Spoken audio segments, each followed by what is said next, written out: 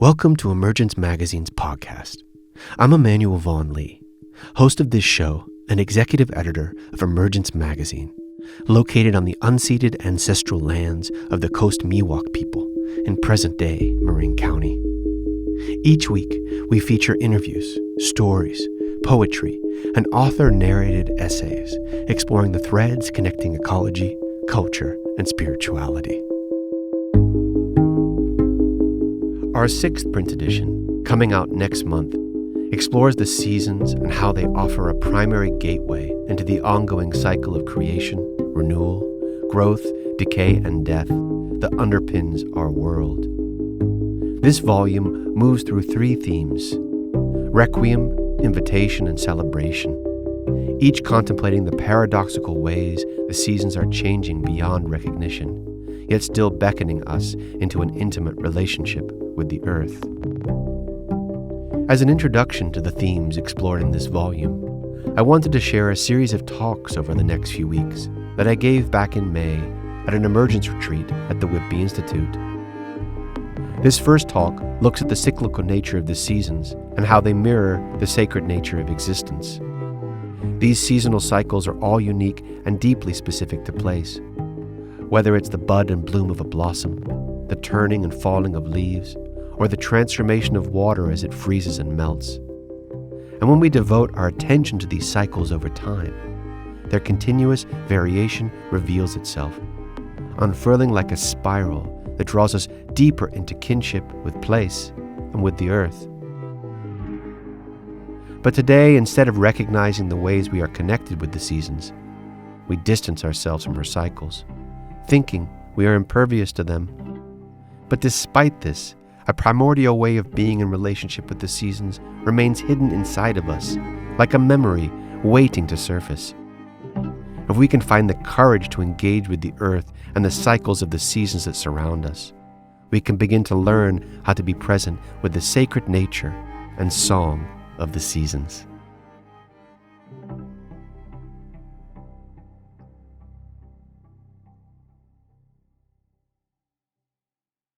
So, welcome, friends. It is lovely to be here with you this evening. I've had the chance to meet a few of you, but only a few. And for those I haven't yet met, my name is Emmanuel, and it's a real pleasure to have you journey from all corners of this country so that we can gather here for the next few days to be with the song of the seasons, which are constantly beckoning to us if we are willing to engage with the invitation that is always there. But in order to speak about the seasons, I feel I must first speak about cycles. Because to me, the seasons, and each season within each season is a cycle. It is a circle in constant movement, spinning in constant variation. From the spinning of the earth each day to our circumambulation around the sun, to the unfolding of spring into summer, into autumn, into winter. Each one is a cycle, is a circle, spinning. And within each one of those cycles are numerous cycles, because everything that unfolds as a cycle, not as a straight line, but as a cycle, as a circle, as a spinning movement in constant variation. And I say constant variation because nothing repeats itself exactly. The spinning of each day is different each time she turns. Each circumambulation around the sun is a different year that unfolds. Each cycle of spring, of summer, of autumn, of winter, and the seasons that exist within the liminal space between those seasons never repeats itself exactly. It's constantly in variation. Because a cycle repeats itself anew each time. And for me, the seasons at their core are an expression of the cyclical nature of reality as it unfolds. And as the cyclical nature of reality unfolds, it unfurls. And it unfurls as a spiral. Because if a circle spins in constant variation, be that the cycle of a day, the cycle of a year, the cycle of a season, the cycle of a snowfall, the cycle of a rainstorm, it never repeats itself. It is always in constant variation. And when something is in constant variation, there are discrepancies between the circular nature of that expression. And that unfolds like a spiral. You could say it is the spiritual nature of the circular reality of existence. And that may sound abstract, but it is grounded in the basic ways that we interface with place through the nature of the seasons. For what spring is the same? What summer is the same? What autumn is the same? What winter is the same? What season within those seasons? Because each season is made up of so many seasons. It is not a uniform expression. It is a daily experience. The cycle of a blossom. The cycle of the growth of grass. The cycle of leaves as they fall. The cycle of water as it freezes. All these forms of the seasons, they are unique expressions, and they never repeat themselves.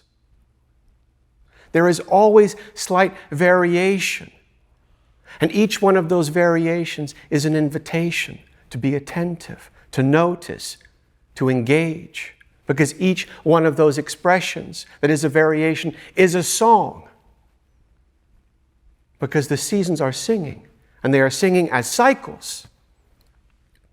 Cycles in constant variation that unfurl like a spiral.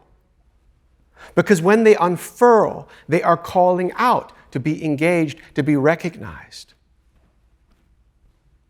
If we are attentive to them, if we are attentive to the variation of the way that the cycle unfurls, that the season exists, then we see them for what they are. Alive, constantly changing forms that unfurl as a circle, as a cycle, within a cycle, within a cycle, within a cycle. Which is why the most ancient universal symbol of creation was a spiral. Because there was a recognition and understanding of this form. How it unfolds in creation. How it unfurls in the stars. And each time we are able to perceive it, we perceive it in a way that it gravitates towards us and we gravitate towards it. The unfurling of the spiral is a calling, and our attention and awareness of the variation of that spiral is a response. But again, this is not an abstract notion, because this unfurls, this unfolds in relation to how the seasons manifest, which is in relation to place. The seasons are not abstract. The seasons unfold in relationship to place.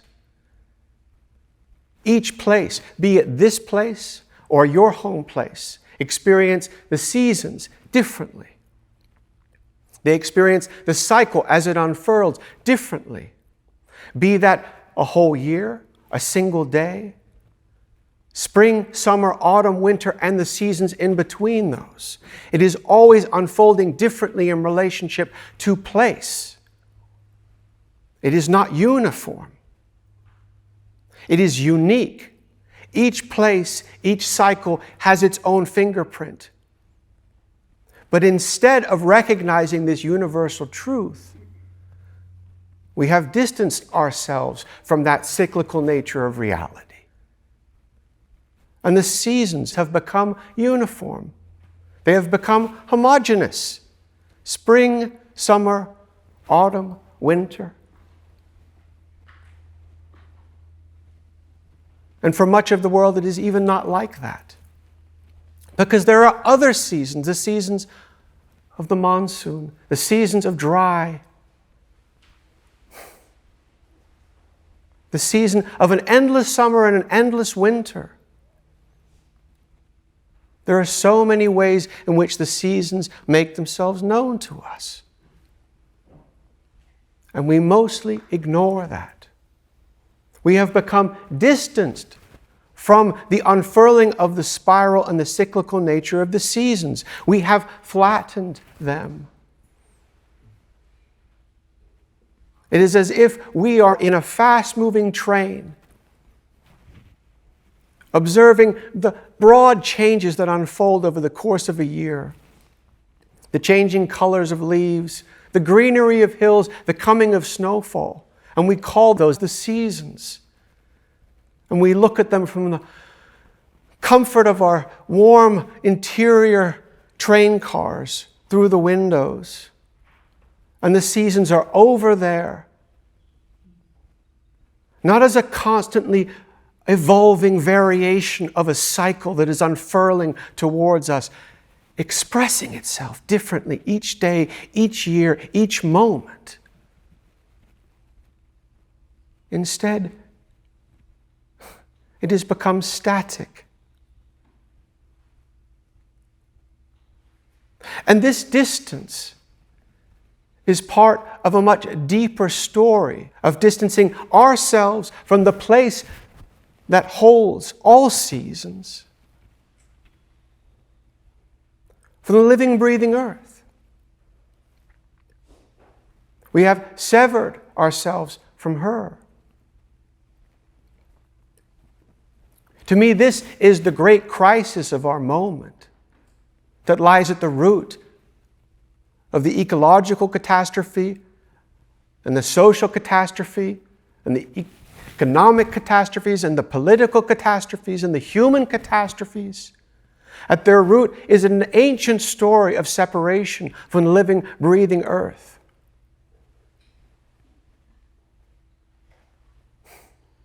Because it wasn't always so that we were distanced from the cycles of the seasons, from the cycle of a day, from the circumambulation around the sun.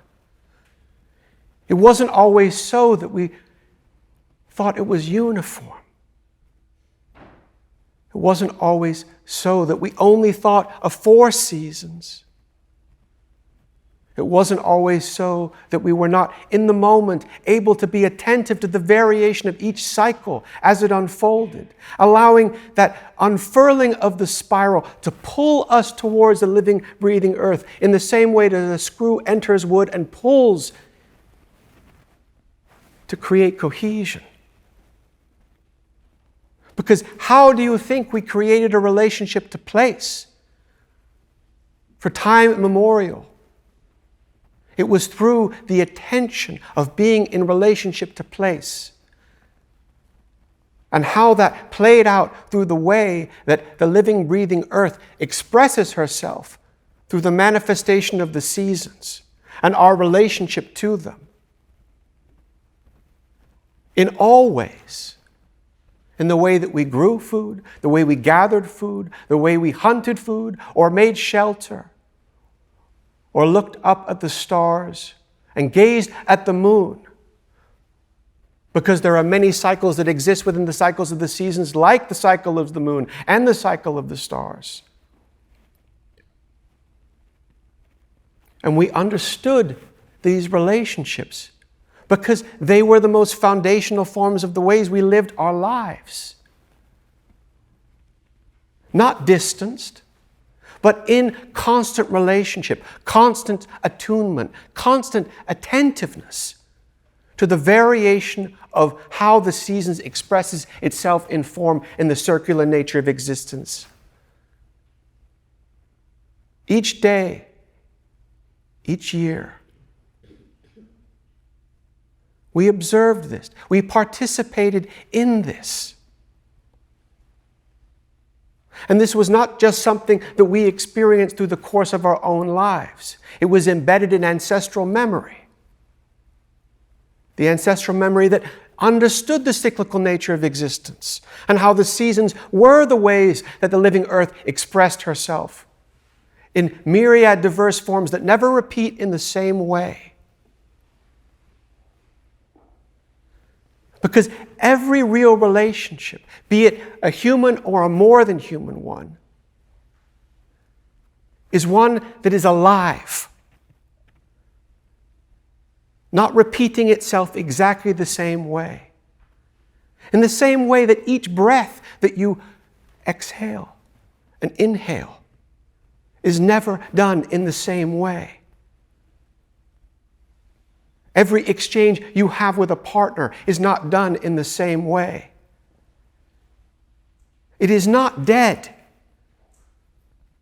It is alive and it is constantly moving, constantly in a state of relationship. But again, we have denied this reality because we have made the seasons, like everything else in this living, breathing earth, inanimate, static, dead, to be controlled. So that we can be the master of the seasons versus the participant in a relationship with the seasons. So that we can control temperature, food, sunlight, starlight, snowfall, rainfall. We exist outside of them. They are not part of the fabric of who we are anymore.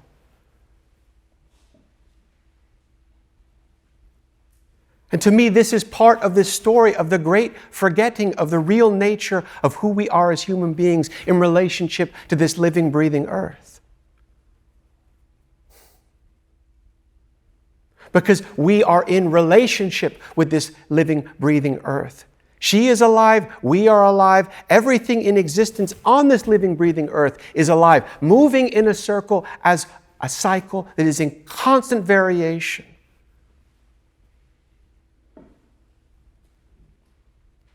This is the story of how it was. And it is not such an ancient story. It wasn't that long ago that we held inside of us that memory. It wasn't that long ago that we were born where the bones of our ancestors were buried. It wasn't that long ago that that embodied knowledge was part of us. And for some of us, it still is. Because each one of us is different, not uniform.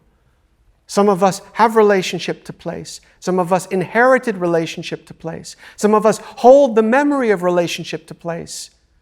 And within that, the seasons and the understanding of the cyclical nature that the seasons unfold within and the variation within that.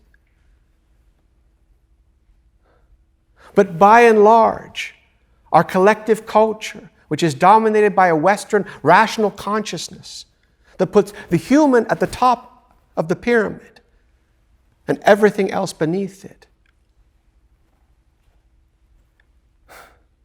has denied what is our right, our inherited memory as human beings that we hold inside of us.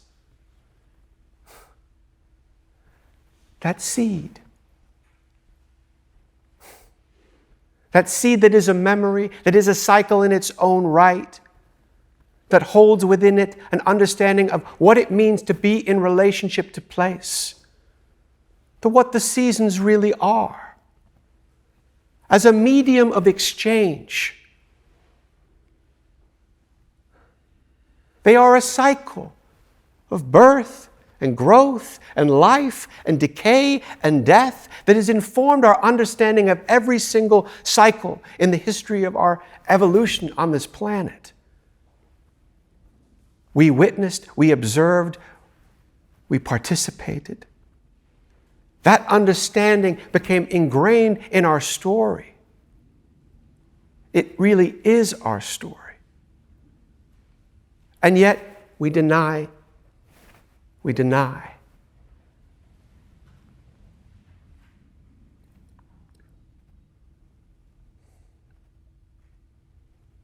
So if we are to engage again with the seasons as they really are, not as four uniform expressions, a homogeneous reality, but rather an alive cycle that is constantly moving, expressing itself differently in relationship to each place that we inhabit, we pass through, that is our home, then we must do so from the place within us that remembers what it was like to be in relationship to place. Not as a philosophical concept or an intellectual exercise, but an embodied experience. Because it is embodied, just as the seasons are embodied. They unfold in this physical medium. It is not a spiritual abstraction, just like the cycle is not a spiritual abstraction. The earth spins each day. It circumambulates the sun each year. The seasons unfold. They are not abstract. So we cannot relate to them as if they are abstract. We must relate to them from an embodied place within inside of our own beings. And this is not something we need to learn, but rather this is something we need to remember. Because we hold inside of ourselves that memory of how it once was. For some, it is buried deeper than others. But it is there within each of us because it is part of who we are as human beings. The majority of our experience as human beings played out where that memory was alive. Not forgotten. Alive. And so it can be awoken again.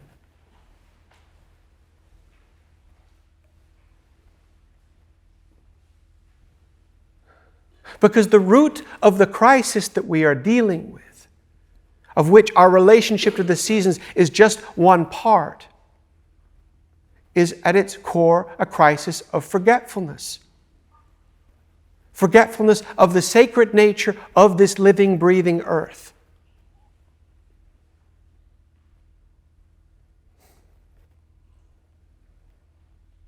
We forgot that she was alive.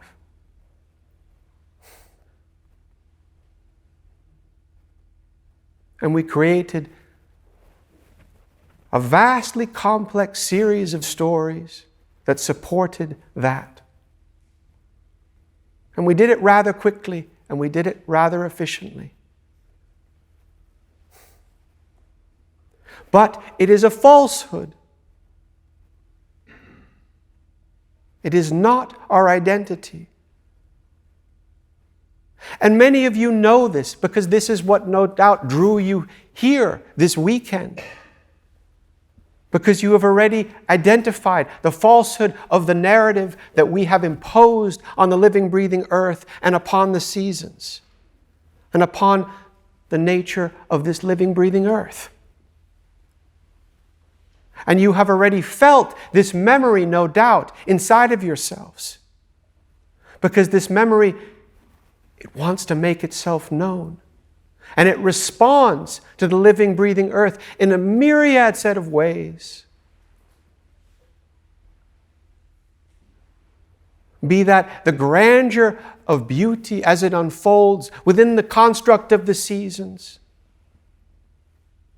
or the cry of the earth as she lets out the pain of what we have done to her because we have distanced ourselves from her. This depth inside of our being that holds the memory of who we really are in relationship to this earth. It can come alive. When our soul sings, when we see this earth for who she is, and when our soul experiences what she experiences, even if it is just a fleeting moment of pain and despair, a total lack of comprehension that this could actually be unfolding, that there could be such forgetfulness that we can destroy this great mystery and seek to control her and seek to forget her and seek to flatten her and distance her.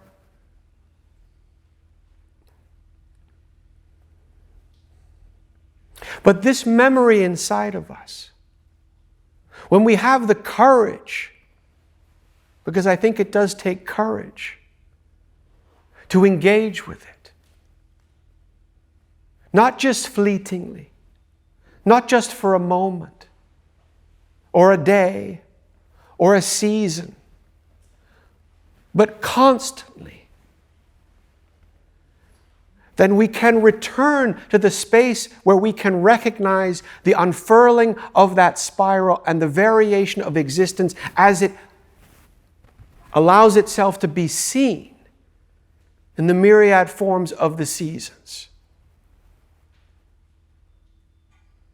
Because it was over time that the spiral unfurled. It was over time that we became connected to place through our observation, an attunement, an attentiveness of the variation of how the season expresses itself. It was over time that that bond was made. And so it will be over time that that bond is remade. But it cannot be remade as a concept. It has to be remade from something foundational. And so the first step is to either open that space inside of ourselves where that memory exists. And if that memory is already open, then we must nurture it. We must be attentive to it, so that it grows, so it does not close up again, because we have become a culture of forgetfulness. And even our intentions can so easily go awry, be covered over, because the world is noisy and busy and it's too oriented towards this line of progress that sucks us in.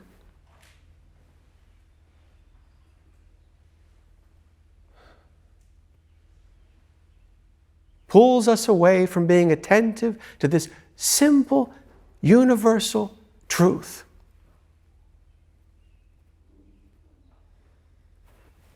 That we are always moving in a cycle, in a circle, spinning in constant variation. And even if we do not live in the same place in the ways that our ancestors did, because most of us don't anymore, we can establish a relationship with place through our attentiveness, because we can be present in that place, because we are attentive to the cycles. Because even when you come to a place for the first time, like many of you are here in this room, on this land, surrounded by this cedars, and the ferns, and the bird song that is unique to this place, We can be in relationship to this place if we are attentive to the cycles that exist within it. We can be attentive to the seasons if we are attentive to the cycles within the seasons.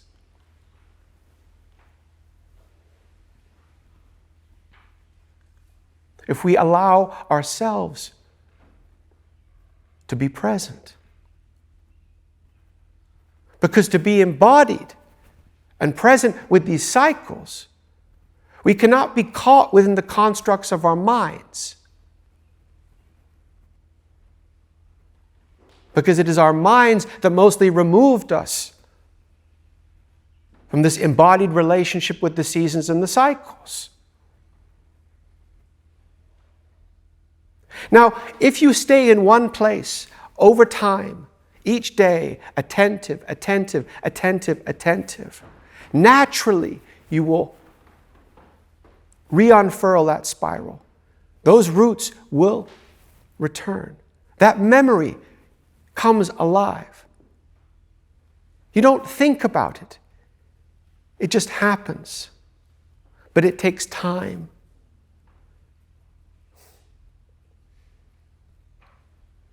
But if you are attentive and utilize certain basic ways of being, and there is the potential to allow those roots to regrow so that we can again experience that cyclical nature of the seasons as they unfold.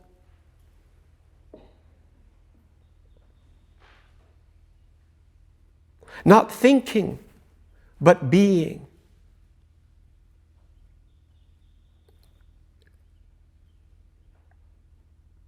It asks of us to be in a state of presence.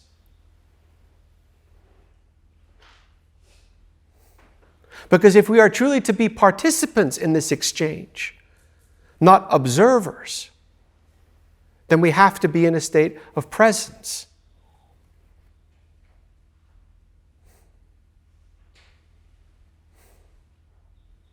Not thinking about autumn when one is in spring, but present in that moment. Hearing the bird song like we do outside right now, attentive to that song, attentive to each day as it spins, attentive to the cycles within that day, and the season as it exists within that day.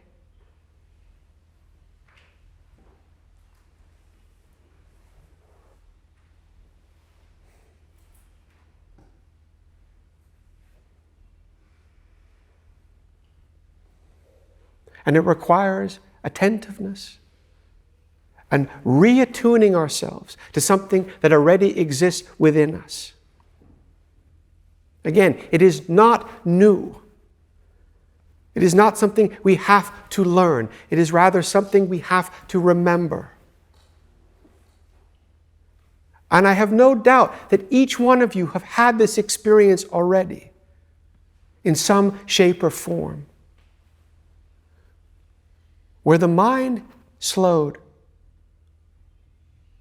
or even stopped. And one was able to be, even if it was just for a second, just for a moment, in a space of real relationship and presence with the place that you stand on in that moment.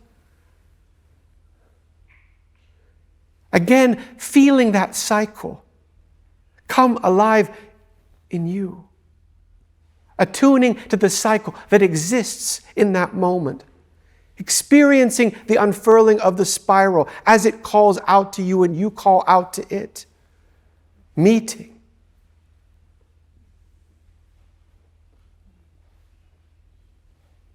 And if we can build on those moments, so they are not moments, but part of what our lives are about, then we can return to a space where we can hear the song of the seasons as they really are. Not only in the bright moments of celebration, which of course are worthy of our attention, but in the constant unfolding of each moment, of each day, present to the seasons, present to the cycles, present to the living, breathing earth.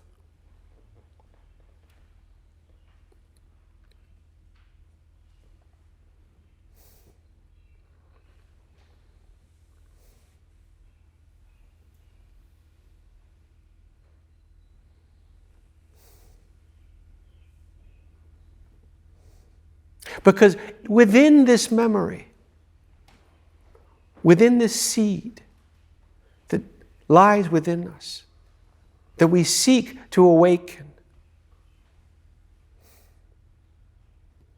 there is something beyond purely the physical.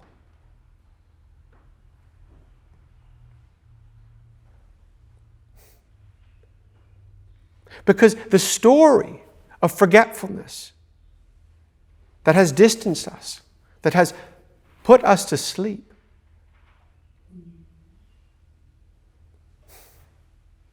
it is a spiritual story because it is about the denial of the spiritual nature of this living, breathing earth.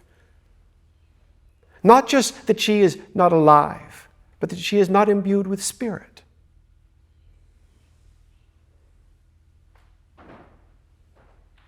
And so the spiritual story here is about, again, returning to the awareness that there is a spiritual thread that runs through this cycle, that runs through each season, that runs through each year, that we can constantly engage with in a state of presence.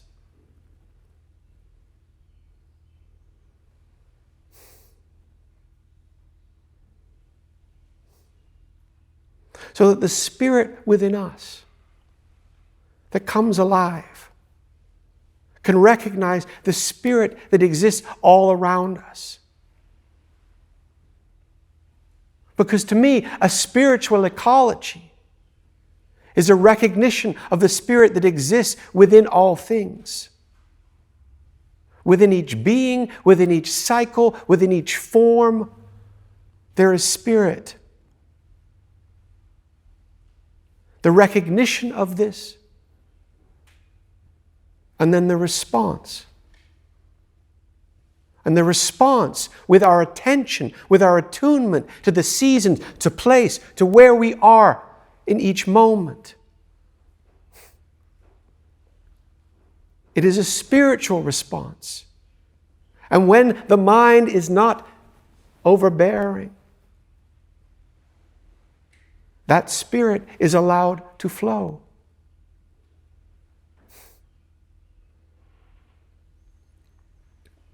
So that those threads of remembrance, of spirit, can again be woven like the spiral. Because the spiral, when it unfurls, it weaves its way into you. That the spirit can be woven between us and place, between us and season, between us and cycle.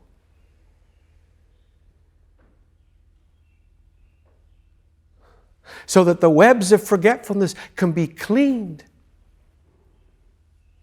wiped clean, with the spirit threads of our remembrance.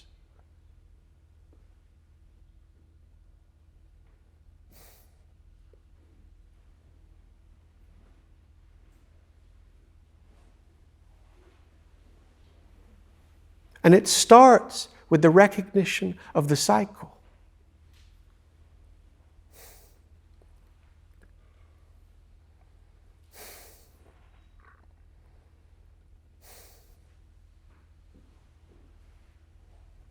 It starts with the recognition of the circle as it unfurls.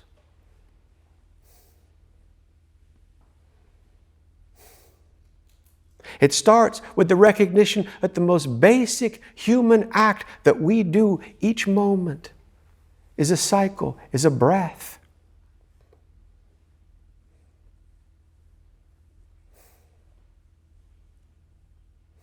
That just like every other cycle is constantly in motion, constantly in variation, constantly in exchange.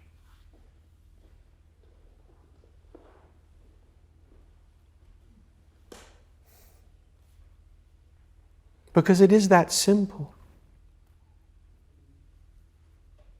To return to this foundational way of being. To return to a space where we can see the seasons for what they are. So that we can participate in this cycle of mutual exchange. Where spirit meets matter and spirit meets spirit.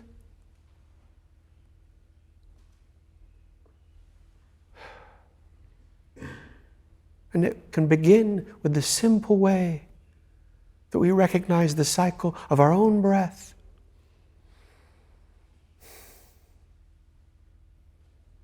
The cycle of our own heartbeat.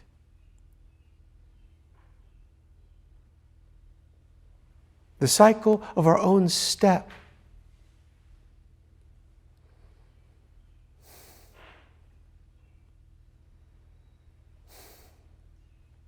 These simple, simple ways that we breathe, we move, the blood pumps through our bodies.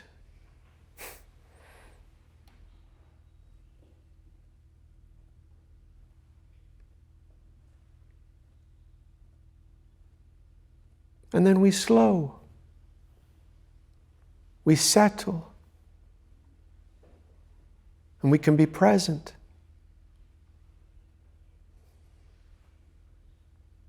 And that distance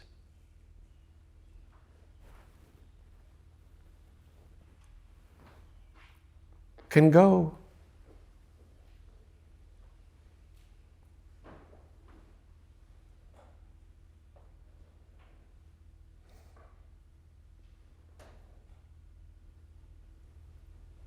And over these next few days together, I want to share very simple ways that we can again attune ourselves to these cycles.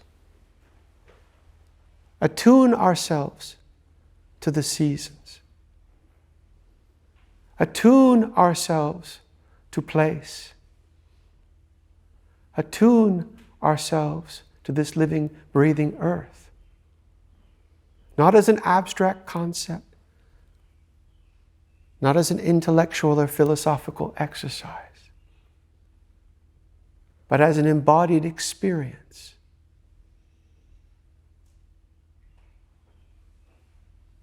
Through slowing ourselves, through using our attentiveness,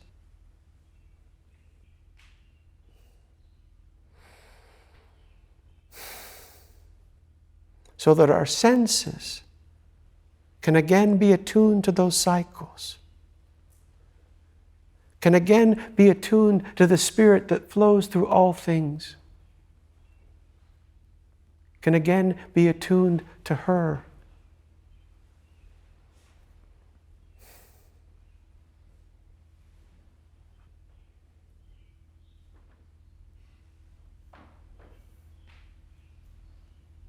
So that when we hear the birds at dusk, as we do in this moment, we let their song penetrate our being. Because why would we not want that?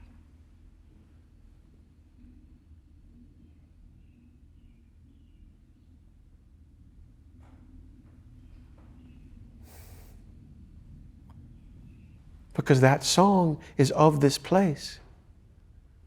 And that song is of this season.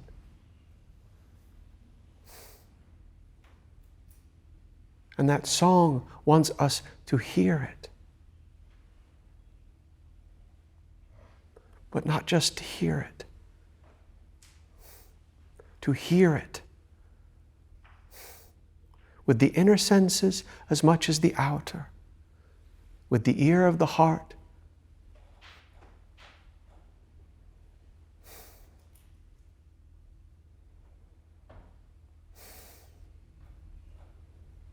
so that that bird song becomes part of us and links us to this moment, to this cycle, to this place.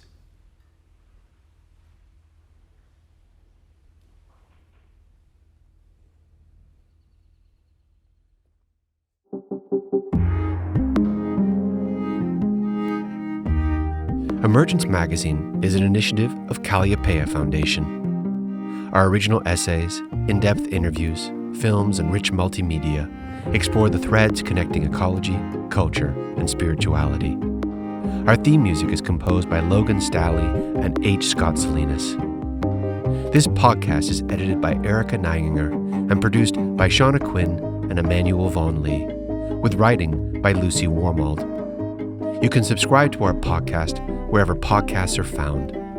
To subscribe to our newsletter, order our new print edition, and check out more of our stories, visit emergencemagazine.org.